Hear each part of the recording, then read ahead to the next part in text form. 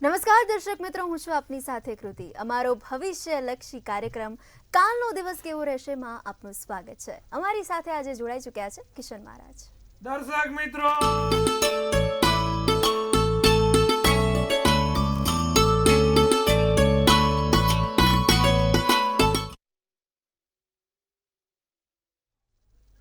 તો દર્શક મિત્રો, અમારો ભવિષ્યલક્ષી કાર્યક્રમ કાલનો દિવસ કેવો રહેશે માં આવતીકાલના પંચાંગ, દિન વિશેષ, ચોગડિયા વિશે આજે વાત કરીશું. તેમજ કાર્યક્રમની મધ્યમાં એક વિશેષ અને રસપ્રદ મુદ્દા વિશે પણ કિશન મહારાજ માહિતી આપશે. અને કાર્યક્રમના અંતમાં જેમનો આવતીકાલે જન્મદિવસ છે એમનું આવનારું વર્ષ કેવું રહેશે એના વિશે પણ માહિતી આપશે. તો ચાલો આ કાર્યક્રમની શરૂઆત કરીએ અને આપણી સાથે જોડાઈ ચૂક્યા છે કિશન મહારાજ. દર્શક મિત્રો, સૌને પ્રણામ, નમન, વંદન, સ્નેહથી સ્પંદન, દિલથી અભિનંદન. સૌ દર્શક મિત્રોને મારા જય શ્રી કૃષ્ણ, જય મહાદેવ, જય માતાજી. તુલસી વિવાહના દિવસે આપ સૌ દર્શક મિત્રોને મારા દિલથી શુભેચ્છા. જે લોકોના વિવાહ નથી થયા એવા લોકોના વિવાહ વહેલી તકે થઈ જાય.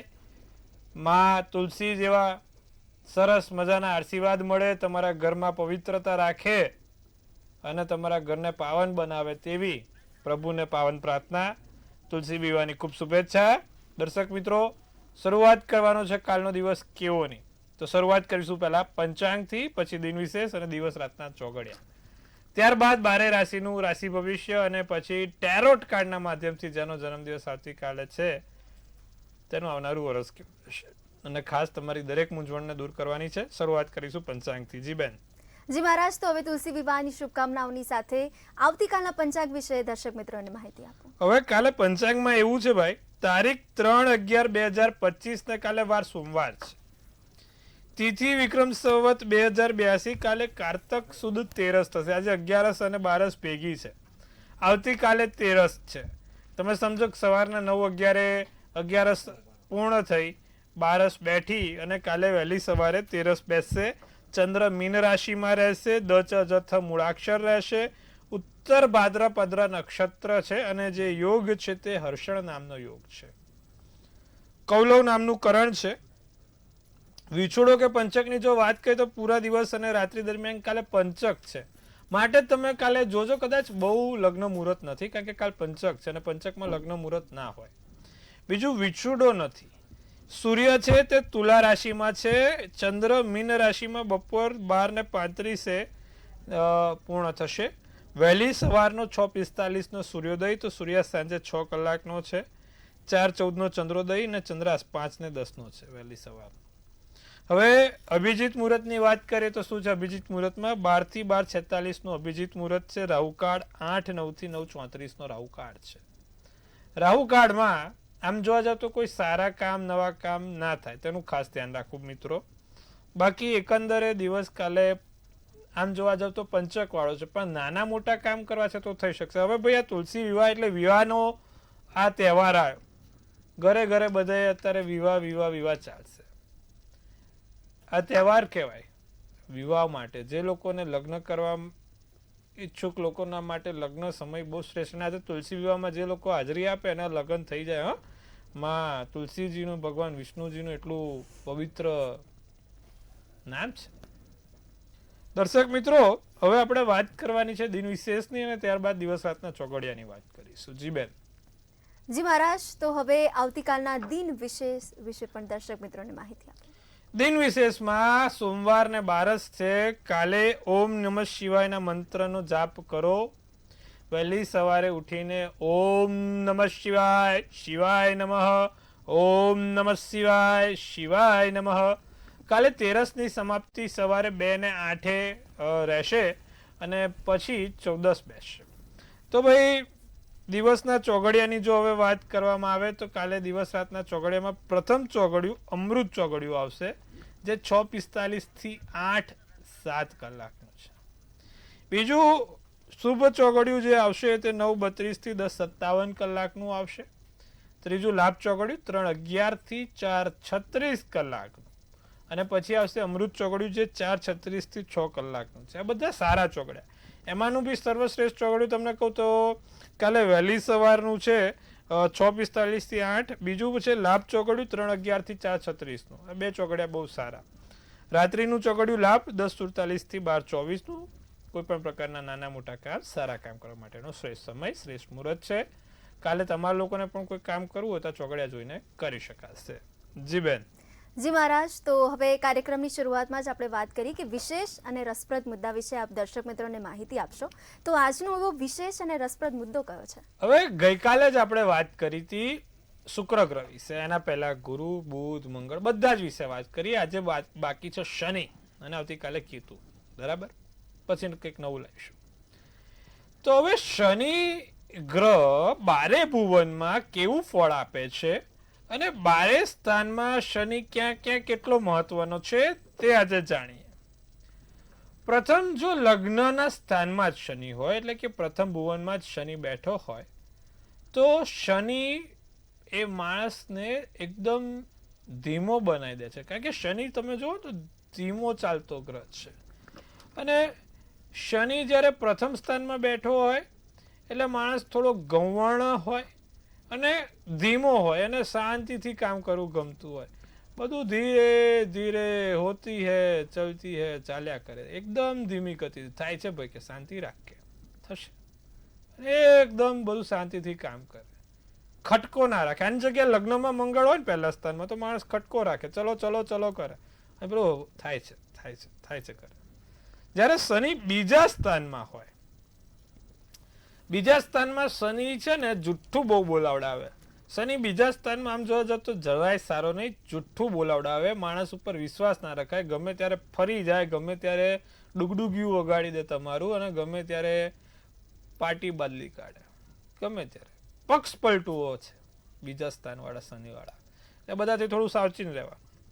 જ્યારે શનિ ત્રીજા સ્થાનમાં હોય તો માણસને સાહસિક બનાવે, નાના મોટા કામ કરવામાં કોઈ પણ વસ્તુ ક્યાં એમ કેમ પહેલા મારથી કૂદી જાય, સાહસ કરીને કૂદી જાય, ગમે તે કરી લે, એને ઊંચાઈથી બી કૂદવાનું કહો તો કૂદી જાય. ટૂંકમાં સાહસિકતા વાળા માણસ હોય જેનો પણ શનિ ત્રીજા સ્થાનમાં હોય.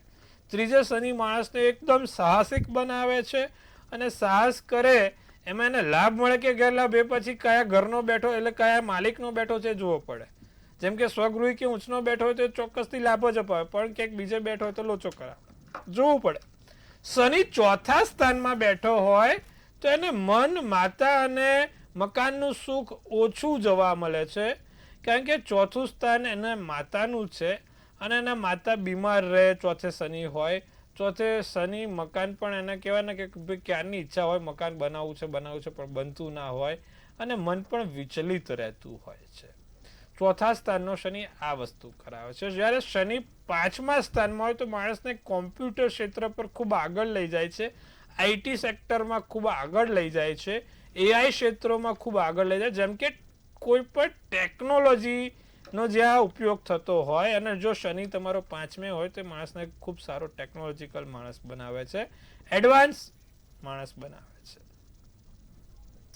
છઠ્ઠે શનિ પગની સમસ્યા આપે. ભાઈ ઘૂંટણ પછીનો ભાગ દુખતો હોય, ઘૂંટણ દુખતા હોય અને ટૂંકમાં ઘૂંટણ પછીની કોઈ પણ પ્રકારની જો સમસ્યા તો સમજવું શનિ છઠ્ઠા સ્થાનમાં બેઠો છે.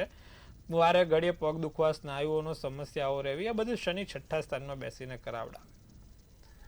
સાતમે શનિ લગ્ન મોડા કરાવડાવે, 30 વર્ષ પૂર્ણ થઈ જાય, 32 વર્ષ પૂર્ણ થઈ જાય, પણ છતાં બી જો મેળ નથી પડતો તો શનિ સાતમા સ્થાનમાં છે. બધાની અંદર એક મિથ્યા છે, ભ્રમ છે કે ભાઈ ખાલી મંગળ જ લગ્ન મોડા કરાવે, પણ સૌથી વધારે તો મંગળ કરતા શનિ મોડું કરાવડાવે છે. જ્યારે શનિ સાતમા સ્થાનમાં બેઠો છે અને એમાં બી જો કોઈ પાપગ્રહ સાથે આવી ગયો તો સાહેબ 36 વર્ષ પૂરા 36 વર્ષ થાય ને હજી મેળ ના પડે. એટલે શનિ મંગળ કરતા શનિ વધારે હાનિકારક આપે લગ્ન જીવનમાં, ધ્યાન રાખવું. આઠમે શનિ લાંબુ આયુષ્ય આપે. શનિ આઠમા સ્થાનમાં માણસને બહુ જ સારું લાંબુ આયુષ્ય આપે છે. આઠમે શનિ વ્યક્તિના જીવનમાં ખૂબ લાંબુ આયુષ્ય આપે છે. મોટા પ્રમાણમાં જોવા મળ્યું છે કે સ્વાસ્થ્ય અને એને લગતી કોઈ સમસ્યા પણ નથી થતી જેનો શનિ સ્વગૃહી કે ઊંચનો હોય અને આઠમા સ્થાનમાં હોય. બાકી આયુષ્ય લાંબુ આપે પણ નીચનો હોય તો પછી કેવું પેલું સર્જરીઓ અને પેલા દવાખાના ચાલુ કરી લાંબી સમસ્યા આપે, પણ સારો હોય તો કશું ચિંતા વગર 80-82 વર્ષથી વાળ દે. શનિ નવમા સ્થાનમાં હોય, નવમે શનિ હોય તો માણસને આધ્યાત્મિક ક્ષેત્ર પર સારા એવા કામ કરાવડાવે છે. નવમે શનિ માણસને બહુ મોટા આધ્યાત્મિક ક્ષેત્રો પર કામ કરાવડાવે છે. 10મે શનિ રાજકારણમાં બહુ મોટા ફાયદા અપાવે છે, રાજકીય બહુ મોટા લાભ અપાવે છે, રાજકીય પક્ષો દ્વારા, રાજકીય વ્યક્તિઓ દ્વારા બહુ મોટા લાભ અપાવે છે, જ્યારે શનિ 10મા સ્થાનમાં હોય. જ્યારે શનિ 11મા સ્થાનમાં હોય તો સરકાર દ્વારા કે ગવર્મેન્ટ ઓફિસર દ્વારા કે કોર્પોરેશન દ્વારા કે કોઈ પણ પ્રકારની ગવર્મેન્ટ એજન્સીઝને દ્વારા લાભ થતા જોવા મળે છે જ્યારે શનિ 11મા સ્થાનમાં હોય. એ પછી પ્રાઇવેટ સ્કૂલ, ગવર્મેન્ટ સ્કૂલ આવી ગઈ, ગવર્મેન્ટ કોર્પોરેશન આવી ગયું, ગવર્મેન્ટ પોલિસીઝ આવી ગઈ, ગવર્મેન્ટ ટેન્ડર, એટલે ટૂંકમાં જ્યાં પણ સરકારનું ઇન્વોલ્વમેન્ટ હોય અને એના થકી લાભ ચોક્કસથી સામેવાળા જાતકને મળતો હોય છે જ્યારે શનિ 11મા સ્થાનમાં હોય છે. શનિ 12મા સ્થાનમાં હોય તો માણસને એડીની જે સમસ્યા છે, એટલે કે એડી એટલે કે પગમાં જે છેલ્લે એડીની સમસ્યા હોય એ વધારે જોવા મળે છે. 12મા સ્થાનમાં શનિ એડીની સમસ્યા વધુ લઈને આવે છે, તળિયાની સમસ્યા વધુ લઈને આવે છે, અને ક્યાંક ને ક્યાંક એવું પણ જોવા મળ્યું છે કે હાથની જે ઘૂંટણની સમસ્યાઓ પણ છે. અમુક લોકોને શોલ્ડર, ખભાની સમસ્યા, ફ્રોઝન શોલ્ડર થઈ જતા હોય, અથવા તો ખભો ઊંચો નથી થતો, હાથ એટલો ઊંચો નથી થતો, એવા બધાને શનિ 12મા સ્થાનમાં પણ જોવા મળે છે અને એના કારણે આ થાય છે. તો દર્શક મિત્રો, આ વાત કરીએ આપણે શનિ ગ્રહ વિશે. શનિને ઊંચનો કરવા શું કરવું, સારો કરવા શું કરવું, પ્રબળ કરવા શું કરવું. તો જો તમને પણ શનિ નબળો છે, શનિ હેરાન કરે છે, તો દર શનિવારે 8 શનિને લવિંગ ચડાવવાથી શનિ મહારાજ ખુશ થાય છે, તમારી ઉપર પ્રસન્ન થાય છે, સારા આશીર્વાદ આપે છે. દર શનિવારે સરસિયાના તેલમાં 8 કાળા લવિંગ શનિ મહારાજને મૂકવાથી તમારા કામમાં સફળતા જોવા મળે છે. સરસ મજાની વાત કરી શનિ ગ્રહ વિશે. આપણે આવતીકાલે છેલ્લું ચેપ્ટર બાકી છે, ફાઇનલ ચેપ્ટર કેતુનું. પછી નવો વિષય લઈશું અને નવી રસપ્રદ વાતો કરીશું. અત્યાર સુધી આટલું. હવે આપણે 12 રાશિના રાશિ ભવિષ્યની વાત કરવાની છે. કેવું રહેશે કાલનો દિવસ 12 રાશિ માટે? જી બેન. જી મહારાજ, તો હવે મેષ, વૃષભ અને મિથુન આ રાશિના જાતકોનો કાલનો દિવસ કેવો રહેશે તેના વિશે પણ જણાવો. હવે મેષ રાશિને કાલે જે તે કામ કરો, નિર્ણય લો, 100 વાર વિચારીને લેજો ભાઈ. કોઈ પણ આડાવડા પગલા પડે નહીં આપણા, એનું ધ્યાન રાખવાનું છે. આકસ્મિક અણધાર્યો લાભ થાય, અણધાર્યો ફાયદો થાય, નિયમિત કાર્ય કરતા કંઈક અલગ કામ થાય, વિદ્યાર્થીઓને અભ્યાસમાં પૂરતું ધ્યાન આપવું, પરીક્ષા લક્ષી લોકો જે કામ કરે છે, આ તે કરે છે, એમને ખાસ. જાંબલી તમારા માટે શુભ કલર, શુભાંક 6 રહેશે. વૃષભ રાશિને તમારું સ્વાસ્થ્ય ખીલી ઉઠે, સ્વાસ્થ્યમાં સુધારો જોવા મળે, ખોટા ખર્ચા ના થાય તેનું ધ્યાન રાખજો. ભૂલ કરવાથી વિરોધી આવી શકે, તમારી ઉપર ચાપતી નજર રાખીને બેઠા છે કે ક્યાં ભૂલ કરે ને એને ક્યાં શૂટ આઉટ કરીએ. એટલે કોઈ ભૂલ કરવાની નથી. તમારા ઓફિસમાં, તમારા આજુબાજુના લોકોમાં, પરિવારમાં, કુટુંબમાં ધ્યાન રાખજો. કૌટુંબિક સમસ્યાઓના ઉકેલ મળશે. નારંગી શુભ કલર, શુભાંક 8 છે. મિથુન રાશિ, વર્તન વાણીમાં સંભાળવું. તમારા વર્તન અને તમારા વાણીના કારણે કોઈને ખોટું ના લાગે તેનું ધ્યાન રાખવું. મિથુન રાશિ વાળા અત્યારે એક આ પ્રોબ્લેમ વધી ગયો છે, ધ્યાન રાખજો. દિવસ સારો જાય, આનંદમય જશે. રોગ, ઋણ અને વિવાદ કીધું. કોઈની પણ જોડે કાલે કોઈ આમ બંદૂક ઉપાડી નથી લેવાની, શાંતિથી બને તો કામ પતાવવાનું છે. કોઈની પણ જોડે વાદ વિવાદ કરીને મતલબ નથી. તમારા રોગની એટલે કે સ્વાસ્થ્યની પણ ચિંતા કરવાની જરૂર છે. આવકના સાધનોમાં વધારો થશે. સફેદ શુભ કલર, શુભાંક 6 રહેશે. જી બેન. જી મહારાજ, તો હવે કર્ક, સિંહ અને કન્યા આ રાશિના જાતકોનો કાલનો દિવસ કેવો રહેશે? કર્ક રાશિને જો વાત કરીએ તો ભાઈ એમને તબિયતમાં થોડુંક સાચવવાનું છે. સ્વાસ્થ્યલક્ષી કોઈ સમસ્યાઓ ના થાય. અકસ્માત થવાની સંભાવના છે, કોઈ અકસ્માત થાય નહીં. બહાર ક્યાંક પ્રવાસ ઉપર જઈ શકો છો. ભાઈ કાલે સૌથી મોટો પત્ની જોડે ઝઘડો ના થાય, નહીતર પછી પ્રોબ્લેમમાં આવી જશો. ધ્યાન રાખજો.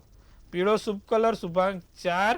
સિંહ રાશિ, ધર્મ સંબંધી કાર્યોમાં સમય પસાર થશે.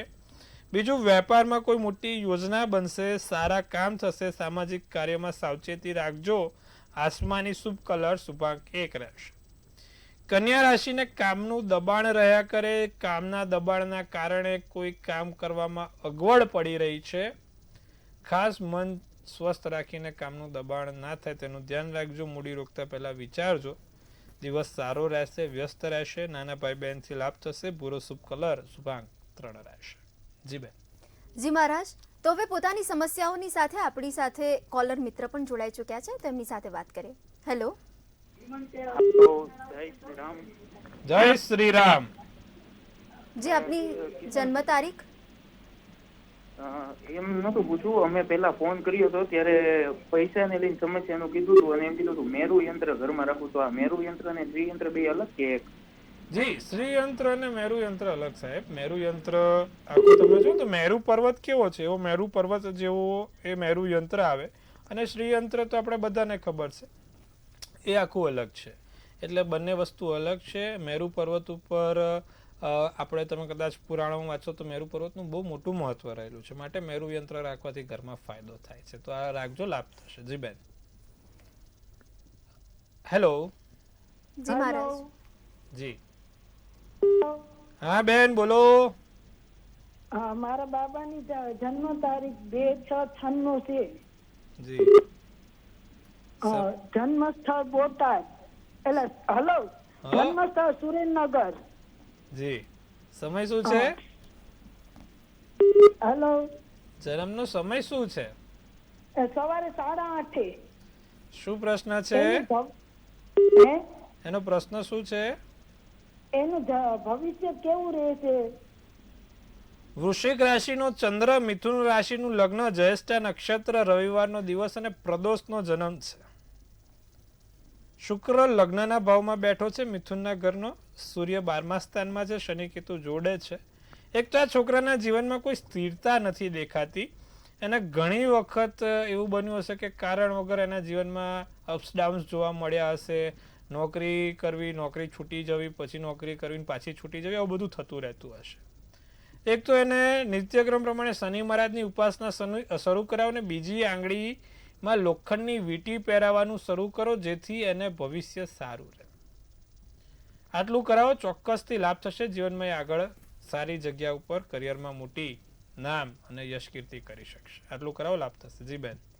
જી મહારાજ, તો આટલી સુંદર માહિતી પૂરી પાડવા બદલ આપનો ખૂબ ખૂબ આભાર. તો હવે આગળની 3 રાશિ, તુલા, વૃશ્ચિક અને ધન, આ ત્રણેય રાશિના જાતકોનો કાલનો દિવસ કેવો રહેશે એના વિશે માહિતી આપો. હવે તુલા રાશિની વાત કરીએ તો સાંજ પછી કોઈ સારા એવા લાભ જોઈ શકાય. નાની મોટી ભેટ મળે. લોન તરીકેની મોટી રકમ નીકળતી હોય પાછી આવે નહીં, એટલે કાલે ખાસ પૈસા આપતા લેતા પહેલા વિચારવું તુલા રાશિને. સ્વાસ્થ્યનું ધ્યાન રાખવું. જાંબલી શુભ કલર શુભાંક 5 રહે. વૃશ્ચિક રાશિને ભૂતકાળની યાદો તાજી થાય, ભૂતકાળના વ્યક્તિઓ સંપર્કમાં આવે. સ્વાસ્થ્યનું ખાસ ધ્યાન રાખજો. શોધના કાર્યોમાં સમય પસાર થાય અને આનંદ પ્રમોદ સાથે દિવસ સારો જશે. તમારા માટે ભૂરો શુભ કલર શુભાંક 9 રહેશે. ધનરાશિને ભાગીદારીમાં નવું સાહસ કરવા માટે દિવસ સારો છે. પ્રિય પાત્ર તરફથી સારી એવી મોટી ભેટ મળી શકે છે. ધાર્મિક કાર્યમાં ધન ખર્ચ થઈ શકે છે. ભાગ્ય વૃદ્ધિ દ્વારા ધન લાભ પ્રાપ્તિ થઈ શકે છે. દિવસ સારો. ક્રીમ શુભ કલર શુભાંક 2 રહેશે. જી બેન. જી મહારાજ, તો હવે મકર, કુંભ અને મીન, આ ત્રણેય રાશિના જાતકોનો કાલનો દિવસ કેવો રહેશે? મકર રાશિને કર્મચારી વર્ગ સાથે કોઈ મતભેદ ના થાય તેનું ધ્યાન રાખે. વડીલોનું ધ્યાન રાખે. આર્થિક પ્રવૃત્તિમાં દિવસ દોડધામમાં પસાર રહેશે. સારામાં સારા વાહન સુખની પ્રાપ્તિ થશે. કાળો શુભ કલર શુભાંક 6 રહેશે. કુંભ રાશિને મૂડી રોકાણમાં કોઈ નવી એવી તક ઊભી થતી જોવાય છે. કોઈ સમસ્યાનો હલ આવી શકે એમ છે અને ખાસ મોટા અધ્યયન ઉપર લાભ થઈ શકે એમ છે. ગંભીર વિષયો પર સમય વિતાવી શકશો. નારંગી શુભ કલર શુભાંક 7 રહેશે. મીન રાશિને ઉર્જાનું સ્તર સારું રહે, ઊંચું રહે. પરિવાર સાથે દિવસ સારો આનંદમય પસાર થશે. પારિવારિક દિવસ છે કાલે, સારો એવો પસાર કરી શકો છો. ભાગીદારી સંબંધીમાં કોઈ વાદ વિવાદ ના થાય તેનું ચોક્કસપણે ધ્યાન રાખે. ઉતાવળિયો કોઈ નિર્ણય ના લે. કેસરી શુભ કલર શુભાંક 6 રહેશે. જી બેન. જી મહારાજ, તો હવે આવતીકાલે જેમનો જન્મદિવસ છે એમનું આવનારું આખું વર્ષ કેવું રહેશે એ આપણે ટેરો કાર્ડના માધ્યમથી જાણીએ. ભાઈ, કાલે જેનો પણ જન્મદિવસ છે, સૌ પહેલા તો મંતવ્ય ન્યૂઝ ટીમ તરફથી આપ સૌને ખૂબ ખૂબ શુભેચ્છા. તનથી તંદુરસ્ત રહો, મનથી મલકાતા રહો અને ધનથી છલકાતા રહો. હાસ્યનું તોરણ ઝૂલતું રહે, ભાગ્યનું પાનું ખુલતું રહે, ધન કુબેરના ભંડાર ભરાતા રહે. સુંદર મજાનો એક બેન ટેરોટ ઉપાડશે. આવનારું વર્ષ કેવું રહેશે? જેનો પણ જન્મદિવસ 3/11 નો છે ભાઈ, 5th ઓફ પેન્ટિકલ્સ નીકળ્યું છે. પૈસા સમજી વિચારીને રૂપિયો ક્યાં વાપરવો એ વિચારજો, કારણ કે એવા કોઈ જગ્યાએ રોકાણ કે એવી કોઈ જગ્યાએ પછી ખોટા ખર્ચા આવીને ના ઉભા રહે કે ત્યાં આપણે પછી બીજે માંગવા પડે. બહુ મોટા ફાઇનાન્શિયલ ડિસિઝન લેવાના છે. બીજું, આ વખત તમારે કોઈ લોન કરજો લેવાનો નથી. બને ત્યાં સુધી જે છે એમાં ચલાવતા શીખજો. માણસને 2 રોટલી પણ જીવન માટે ઇનફ છે. એટલે એવું નથી કહેતો, પણ અત્યારે આપણો સમય એવો હોય તો પછી એમ ખોટા દેવા નથી કરવા, વ્યાજનું વ્યાજ નથી ચડાવવું. કહેવાનો ભાવાર્થ આ છે. જેટલું છે એટલું કરજો, આગળ જતાં પછી મુશ્કેલી ના આવે. એના માટે જ કહું છું, સારા માટે જ કહું છું. શું કરવાથી વરસ સારું ને સુંદર જાય? દરરોજ જે નિત્યક્રમ પ્રમાણે ભગવાન શંકરને દૂધ અને સફેદ ફૂલ ચડાવવાથી આખું વરસ સારું જશે, સુંદર જશે. આટલું કરજો, લાભ જોવાશે. જી બેન. જી મહારાજ, તો આપે ખૂબ જ સરળ ભાષામાં દર્શક મિત્રોને માહિતી પૂરી પાડી છે, તે બદલ આપનો ખૂબ ખૂબ આભાર. ખૂબ શુભેચ્છા. હર હર મહાદેવ. તો દર્શક મિત્રો, હજી પણ તમને કોઈ પણ સવાલ મનમાં મૂંઝવે છે તો તરત જ નોંધી લો અમારા કિશન મહારાજનો કોન્ટેક્ટ નંબર.